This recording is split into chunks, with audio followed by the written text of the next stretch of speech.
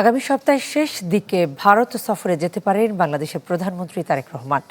সফর ঘিরে ঢাকা দিল্লিতে চলছে প্রস্তুতি, এমন দাবি করেছে ভারতীয় গণমাধ্যম এনডিটিভি। সফরটি হলে এটি হবে প্রধানমন্ত্রী হওয়ার পর তারেক রহমানের প্রথম ভারত সফর। এনডিটিভির দাবি অনুযায়ী 2 দিনের দ্বিপক্ষীয় এই সফরে নরেন্দ্র মোদীর সঙ্গে বৈঠকের কথা রয়েছে তার। বাংলা কিউআর যেখানে নগদ পেমেন্ট সেখানে। সারা দেশে 10 লাখেরও বেশি মার্চেন্টে নগদে পেমেন্ট করুন খুব সহজে। আলোচনায় থাকতে পারে 2 দেশের বাণিজ্য, যোগাযোগ এবং কানেক্টিভিটি, জ্বালানি, সীমান্ত ব্যবস্থাপনা এবং আঞ্চলিক নিরাপত্তা সহ বিভিন্ন বিষয়।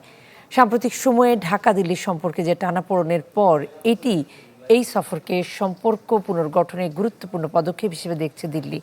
তবে বাংলাদেশের পক্ষ থেকে এখনো এই বিষয়ে স্পষ্ট করে কিছু জানানো হয়নি।